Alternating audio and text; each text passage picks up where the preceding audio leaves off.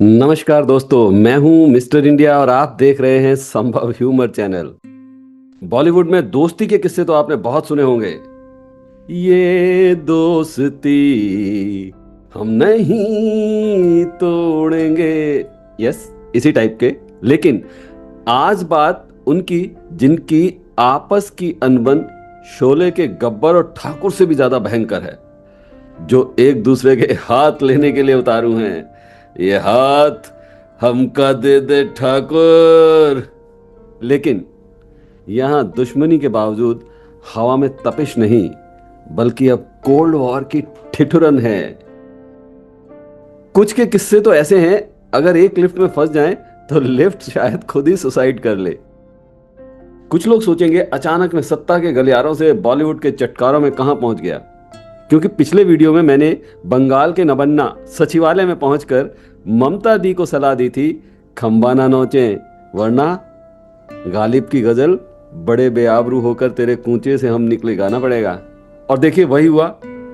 अगर आपने वो वीडियो नहीं देखी है तो आप कुछ मजेदार मिस कर रहे हैं, जरूर देखें, लिंक डिस्क्रिप्शन में मिल जाएगा। और दोस्तों, अपनी बात तो ऐसी है जिसकी खाट उठाने रवि और कवि दोनों ना पहुंचे, वहां मिस्टर इंडिया पहुंच जाएगा। और इससे पहले कि आपकी बारी आए, चैनल सब्सक्राइब नहीं किया है तो चैनल को अभी सब्सक्राइब कर लीजिए। वीडियो को देखकर मजे लीजिए, लाइक कीजिए, कमेंट कीजिए और औरों को हंसाने के लिए आगे भेज दीजिए। वैसे इस वीडियो का सेवन भी केवल 100% हास्य के लिए कीजिएगा। और जो लोग सेंसर बोर्ड की तरह हर बात पर कैंची चलाते हैं, वो कृपया बादाम खाएं। इसे दिल पर नहीं, फेफड़ों पर लें, ताकि हंसने में आसानी हो। तो बात हो रही थी कोल्ड वॉर की, जिसके चलते कुछ सितारे एक दूसरे को देखकर अपनी वैनिटी वैन ऐसे लॉक कर लेते हैं जैसे पड़ोसियों को देखकर हम अपना दरवाजा बंद कर लेते हैं। शुरुआत करते हैं बेबो और बिपाशा की उस अजनबी खटास से।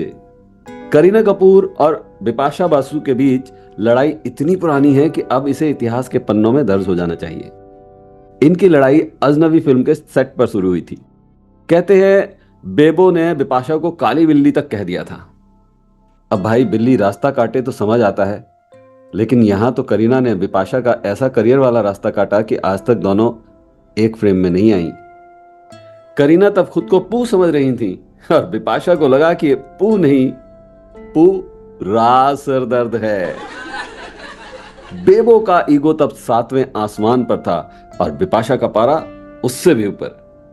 मैंने खुद देखा था सेट पर, जब बिपाशा आईना देखती थी तो करीना पीछे से ओझल होकर अपनी लिपस्टिक चेक करने लगती थी, कहीं बिपाशा उनसे ज्यादा हॉट ना लग जाए। आज भी अगर दोनों एक पार्टी में हो तो बीच में बाउंड्री वॉल खड़ी करने की जरूरत पड़ जाती है। आगे चलते हैं रानी मुखर्जी और ऐश्वर्या राय की चलते चलते से एग्जिट पर। एक वक्त था जब रानी और ऐश जय और वीरू की तरह एक साथ घूमती थी, शॉपिंग से लेकर गॉसिप तक। और फिर फिल्म आई चलते चलते। ऐश्वर्या को सलमान वाले ड्रामे की वजह से फिल्म से बाहर का रास्ता दिखाया गया। अब कायदे से तो सहेली को सहेली का साथ देना चाहिए था, लेकिन रानी ने सहेली धर्म को साइड में रखकर एक्ट्रेस धर्म निभाया और वो रोल लपक लिया। बस ऐश ने रानी को अपनी फ्रेंड लिस्ट से ऐसे ब्लॉक किया कि मार्क जुकरबर्ग आज तक अनब्लॉक का बटन नहीं खोज पाए। अब ये दोनों एक दूसरे को देखकर ऐसे मुंह फेरती हैं जैसे हम अपना पुराना आधार कार्ड वाला फोटो देखकर मुंह फेरते हैं। इनकी दोस्ती चलते चलते ऐसी जगह आ रुकी है जहां से वापस आने में गूगल मैप्स ने भी हाथ खड़े कर दिए। एक और मजेदार खटपट प्रियंका चोपड़ा और करीना कपूर की एक्सेंट वाली कैट फाइट में हुई। इनकी कैट फाइट तो ऐसी है कि बिल्लियां भी ट्रेनिंग लेने आ जाएं। एक वक्त था जब करीना ने प्रियंका के एक्सेंट यानी बोलने के अंदाज पर नेशनल टीवी पर सवाल उठा दिया था कि इससे ये बोलने का लहजा कहां से मिला। अब प्रियंका भी कहां कम थी, उन्होंने भी देसी गर्ल वाला तेवर दिखाते हुए पलट कर कह दिया, मुझे ये एक्सेंट वहीं से मिला जहां से आपके बॉयफ्रेंड को मिला है। ये सीधा वार सैफ अली खान की तरफ था। और करीना को ये बात ऐसी चुभी कि आज तक वो प्रियंका को देखते ही अपना मेकअप और लिपस्टिक ठीक करने लगती हैं। भले ही ये कॉफी विद करण में साथ बैठ जाएं, लेकिन इनकी मुस्कुराहट में उतनी ही सच्चाई होती है जितनी फेयरनेस क्रीम के विज्ञापन में या चुनाव से पहले नेताओं के वादे में। लीजिए, अब पेश है एक महायुद्ध जहां दोस्ती का कबाड़ा और करियर का दी एंड बड़े ही फिल्मी अंदाज में हुआ।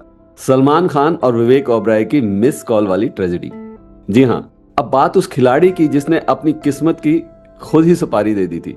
विवेक ओबराय ने एक बार जोश जोश में 41 मिस्ड कॉल का हिसाब देने के लिए प्रेस कॉन्फ्रेंस कर डाली। बस वही दिन था और आज का दिन है।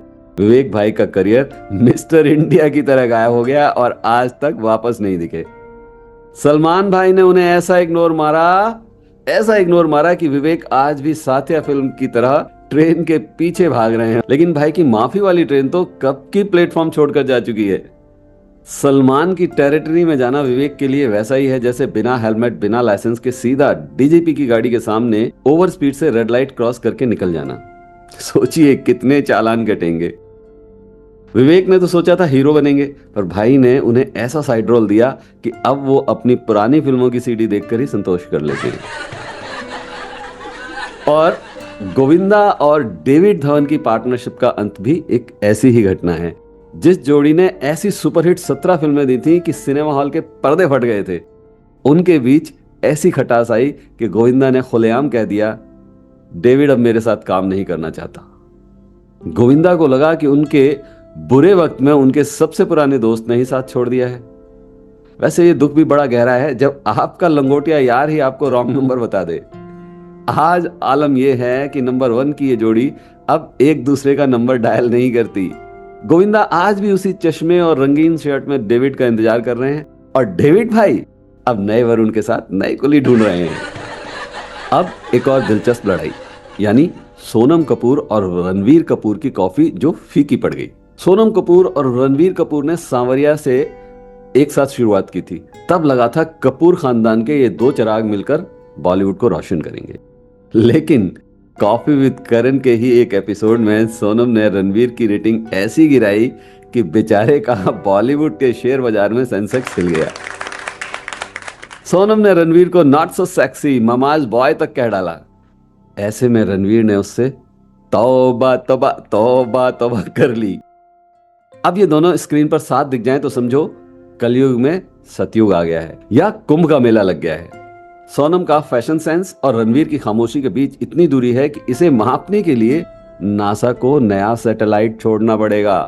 रणवीर अब आलिया के साथ अपना ब्रह्मास्त्र चला रहे हैं और सोनम अपनी पेरिस वाली गलियों में रणवीर के उन पुराने कमेंट्स को भूलने की कोशिश कर रही है। और लीजिए, अब बारी आ गई शाहरुख खान और अजय देवगन की जुबां केसरी या खामोशी की।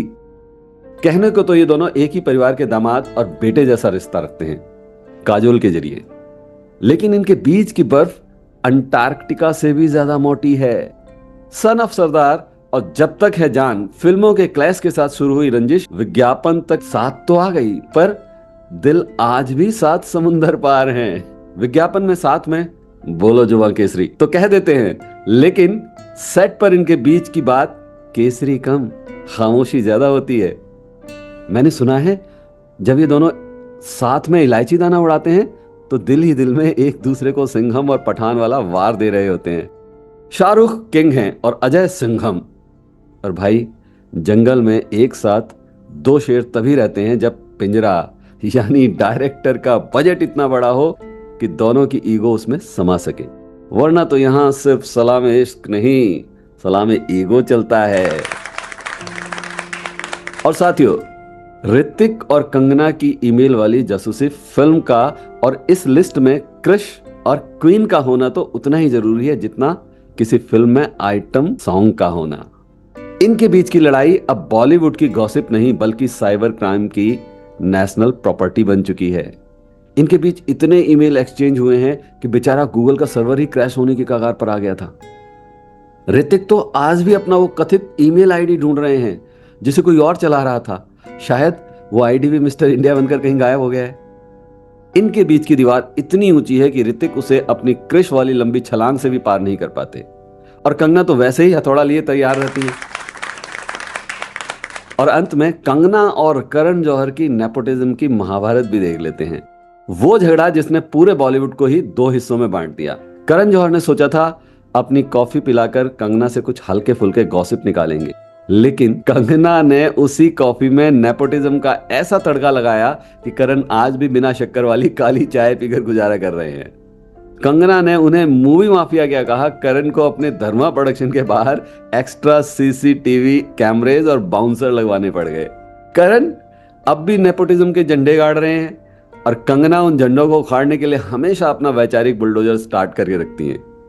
इनके बीच सुलह होना उतना ही नामुमकिन है जितना बॉलीवुड फिल्मों में बिना लॉजिक के फिजिक्स और बिना गानों के हिट फिल्म मिलना। ये वो महाभारत है जिसका शांति पर्व अभी तक नहीं आया है। तो दोस्तों, ये थे वो फिल्मी सितारे जिन्हें एक दूसरे का चेहरा देखना टॉक्सिक लगता है। आपको क्या लगता है, इनमें से किसकी सुलह सबसे पहले होगी, या फिर ये ऐसे ही एक दूसरे को कच्चा चबाते रहेंगे? कमेंट्स में अपनी राय जरूर दें। और हाँ, अगर आप वीडियो अभी तक देख रहे हैं और चैनल अभी तक सब्सक्राइब नहीं किया है तो भाई किस मुहूर्त का इंतजार कर रहे हो? संभव ह्यूमर परिवार का हिस्सा बने और इस सटायर की दुनिया में मजा लें। मिलते हैं अगली वीडियो में, तब तक अदृश्य रहें और खुश रहें। जय हिंद, जय ह्यूमर।